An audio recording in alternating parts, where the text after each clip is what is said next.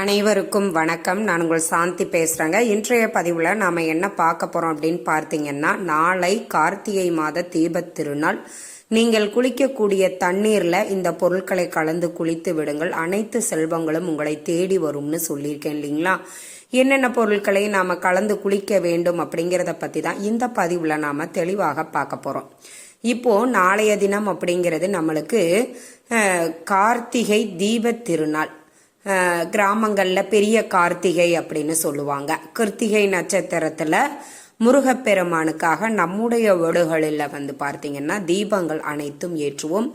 இன்று பரணி தீபம் ஏற்ற வேண்டும். நாளைய தினம் அண்ணாமலையில், அதாவது திருவண்ணாமலையில் நம்மளுக்கு தீபம் ஏற்றிய பிறகு நம்முடைய வீடுகளில் தீபம் ஏற்ற பழக்கம் பலருக்கும் உண்டு. அப்படி தீபம் ஏற்றுவதுதான் மிகவும் சிறப்பானது அப்படின்னு சொல்லப்பட்டிருக்கு. அதற்கப்புறமாக பார்த்தீங்கன்னா சனிக்கிழமையும் நாம ஏற்ற வேண்டும். ஆக பௌர்ணமி சனிக்கிழமை மாலையிலேயே நம்மளுக்கு வந்துடுது. அப்ப பௌர்ணமி வழிபாடும் நாம செய்ய உகந்த ஒரு அற்புதமான நாட்கள். இந்த 3 நாட்களை யாருமே தவற விடாதீர்கள். இப்போ நம்மளுக்கு நாளைய தினம் வெள்ளிக்கிழமையோடு கிருத்திகை நட்சத்திரம், பிரதோஷம் அப்படின்னு ஏகப்பட்ட விசேஷங்கள் ஒரே நாள்ல நம்மளுக்கு வருது.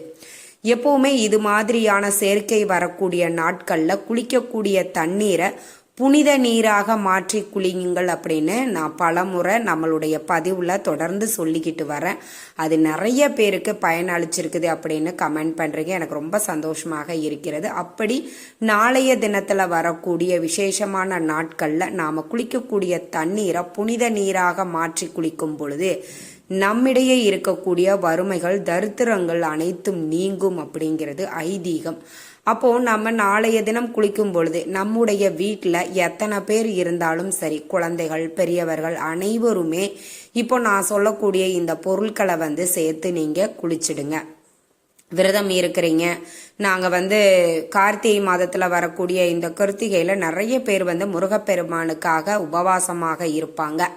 அப்படி பரணியிலிருந்து, அதாவது இன்றிலிருந்து இரவு உணவை தவிர்த்து விட்டு நாளை முழுவதும் உபவாசமாக இருந்து திருவண்ணாமலையில் தீபம் ஏற்றிய பிறகு நம்முடைய இல்லங்களிலேயும் தீபம் ஏற்றி பூஜை வழிபாடுகள் செய்த பிறகு உங்களுடைய உபவாசத்தை நீங்க நிறைவு செய்து கொள்ளலாம். அப்படி நீங்க விரதம் இருக்கும் பொழுதும் காலையில நீங்க, அதாவது விரதம் இருப்பவர்களும் சரி இல்லாதவர்களும் சரி, அதிகாலையில் குளிப்பது ரொம்ப ரொம்ப நல்ல ஒரு பலனை உங்களுக்கு கொடுக்கும். அதனால காலையில நீங்க குளிக்கும் பொழுது இப்ப நான் சொல்லக்கூடிய இந்த பொருட்களை சேர்த்து குளிக்கும் பொழுது நிச்சயம் உங்களுக்கு செல்வ வளம் பெருகும். உங்க கையில எப்பொழுதுமே பணப்புழக்கங்கள் அதிகரிச்சுக்கிட்டே இருக்கும். சரி, என்னென்ன பொருட்களை நாம சேர்த்து குளிக்க வேண்டும் அப்படிங்கிறத சொல்லிடுறேன். வெள்ளிக்கிழமை அப்படிங்கிறதுனால, அதுவும் கார்த்திகை மாதத்துல வரக்கூடிய கடைசி வெள்ளிக்கிழமை. இத கிராமங்கள்ல மாதாந்த வெள்ளி அப்படின்னு சொல்லுவாங்க. மாதத்தின் முதல் வெள்ளியை காட்டிலும் மாதத்தின் கடைசி வெள்ளி மிக மிக சிறப்பாக கிராமங்கள்ல அம்மன் வழிபாடுகள் செய்வாங்க. அப்படி அம்பாளுக்கு உகந்த கல்லுப்பு, நம்ம மகாலட்சுமியின் இன்னொரு சொரூபமாகவே பார்க்கப்படக்கூடியது இந்த கல்லுப்பு. நிறைய பேர் போன தடவை சால்ட் பயன்படுத்திக்கலாமா, தூள் உப்பு பயன்படுத்திக்கலாமா அப்படின்னு கேட்டீங்க. ஆனா அதை பயன்படுத்தக்கூடாது. கல்லுப்பு மட்டும்தான் பயன்படுத்த வேண்டும். அதுதான் எந்த ஒரு ப்ரிசர்வேட்டிவும் இல்லாம, எந்த ஒரு கெமிக்கலும் இல்லாம நம்மளுக்கு அப்படியே கிடைக்கக்கூடியதனால கல்லுப்பை நீங்க அப்படியே பயன்படுத்திக்கோங்க. சும்மா ஒரு கைப்பிடி எடுத்து நீங்க குளிக்கக்கூடிய பக்கெட்ல அதை கலந்துருங்க. அதற்கப்புறம் பார்த்தீங்கன்னா மஞ்சள். ஏன்னா பிரம்மனுக்கும் சிவனுக்கும் ஜோதி ரூபமாய் காட்சி தந்தவர் சிவன். அப்படி இந்த நாள்ல தான் சிவபெருமான் காட்சி அளித்தாராம் அவர்களுக்கு. அதனால ஜோதி ரூபத்தின் நிறம் என்ன? மஞ்சள். அப்போ அந்த மஞ்சள் கலந்து நாம குளிக்கும் பொழுது நம்ம கிட்ட இருக்கக்கூடிய தீய எண்ணங்கள், எதிர்மறை ஆற்றல்கள் அனைத்துமே அந்த நெருப்பில் பொசுங்குவதை போல் நம்மிடையே இருக்கக்கூடிய கெட்ட பழக்கங்கள் அனைத்தும், தீய சக்திகள் அனைத்தும், எதிர்மறை எண்ணங்கள் அனைத்தும் நீங்கும் அப்படிங்கிறது ஐதீகம். சும்மா ஒரு சிட்டிகை போட்டுக்கிட்டா கூட போதும். அம்மா நாங்க ஆண்கள் எப்படி மஞ்சள் கலந்த நீர்ல குளிக்கிறது அப்படின்னு நிறைய பேருக்கு ஒரு சந்தேகம் இருக்கும். நிறைய மஞ்சள் சேர்த்திக்கிட்டாதான் உடம்புல பிடிக்குமே தவிர, கொஞ்சம் ஒரு சிட்டிகை சேர்த்திக்கிட்டா அது ஒன்றும் பெருசா உங்களுக்கு மஞ்சள் நிறம் வராது. ஆக நீங்க ஆண்களும் தைரியமாக குளிக்கலாம் மஞ்சள் கலந்து. இன்னொன்று பார்த்தீங்கன்னா நம்மளுக்கு கிருத்திகை நட்சத்திரம் முருகப்பெருமானுக்கு உகந்தது. அதே மாதிரி அவருக்கு உகந்த சந்தனம், ஒரிஜினல் சந்தனம் இருக்குது அப்படின்னா சும்மா கொஞ்சமாக சந்தன பவுடராக இருந்தாலும் சரி, இல்லை சந்தன கட்டை தான் வச்சுருக்குறோம் அப்படின்னாலும் அதை கொஞ்சமாக உரசி அதை நீங்கள் குளிக்கக்கூடிய நீரில் கலந்து குளிப்பது மிக மிக அற்புதமான பலன்களை உங்களுக்கு கொடுக்கும். எப்படி முருகப்பெருமான் இடையே இருக்கக்கூடிய வேல் நம்ம கிட்ட இருக்கக்கூடிய தீய எண்ணங்கள் தீய பழக்கங்களை அழிக்கிறதோ, அதே மாதிரி முருகப்பெருமானுக்கு உகந்த இந்த சந்தனத்தை நாம சேர்த்து குளிக்கும் பொழுது நம்ம கிட்ட இருக்கக்கூடிய தரித்திரங்கள் நீங்கும் அப்படின்னு சொல்லப்பட்டிருக்கு. கட்டாயம் நாளைய தினம் இந்த சந்தனத்தையும் சேர்த்து குளிங்க. இதுல உங்களுக்கு ஏதாவது 1-2 பொருட்கள் இல்லமா அப்படிங்கிறவங்க பரவாயில்ல, கிடைக்கக்கூடிய பொருட்களை கலந்து குளிச்சுக்கோங்க. 3 பொருட்களுமே இருக்குது, நாங்க 3 பொருட்களுமே கலந்து குளிக்கலாமா அப்படின்னு கேட்பீங்க. தாராளமாக குளிக்கலாம்.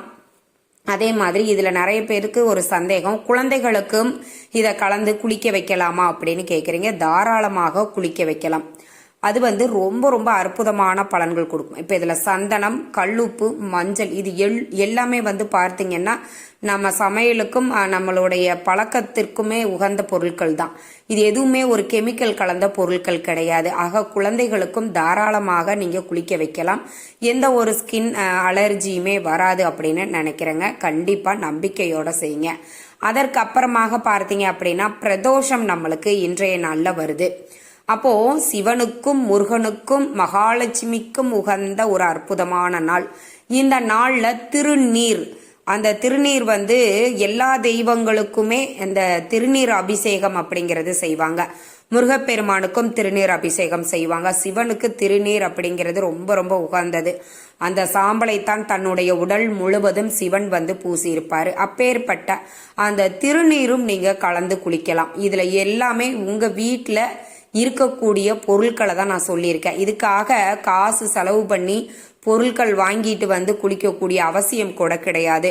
நம்ம வீட்டில் இருக்கக்கூடிய எளிமையான பொருட்களை வச்சு தான் நான் ஒவ்வொரு பதிவையுமே கொடுக்குறேன். அதனால நம்பிக்கையோட செய்யுங்க. நிச்சயம் உங்களுக்கு நல்ல பலன்கள் கொடுக்கும். எதிர்பாராத அதிர்ஷ்டம் உங்களுக்கு கிடைக்கும். பண புழக்கங்கள் அதிகரிச்சுக்கிட்டே இருக்கும். இப்போ நிறைய பேருக்கு எங்க போனாலும் எனக்கு காசே கையில தங்க மாட்டேங்குது, எந்த ஒரு தொழில் தொடங்கினாலும் அது ஃப்ளாப் ஆயிடுது அப்படின்னு நிறைய பேருக்கு ஒரு குழப்பம் இருக்கும். இது மாதிரி சேர்க்கை வரக்கூடிய நாட்கள்ல புனித நீராக்கி நம்ம மாற்றி குளிக்கும் பொழுது நம்ம கிட்ட இருக்கக்கூடிய வறுமைகள் தரித்திரங்கள் நீங்கும் அப்படிங்கிறது ஐதீகம். கண்டிப்பா நம்பிக்கையோட செய்யுங்க. நிச்சயம் உங்களுக்கு திடீர் அதிர்ஷ்டம் மூலமாக பணவரவு அதிகரிக்கும். இந்த தகவல் உங்களுக்கு ரொம்பவுமே பயனுள்ளதாக இருந்திருக்கும்னு நினைக்கிறேன். வீடியோ பிடிச்சிருந்தா லைக் பண்ணுங்க, ஷேர் பண்ணுங்க, கமெண்ட் பண்ணுங்க. இந்த பதிவை உங்களுடைய உற்றார் உறவினர்கள் நண்பர்களுக்கும் ஷேர் பண்ணுங்க. அவங்களும் பார்த்து பயன்பெறட்டும். நன்றி, வணக்கம்.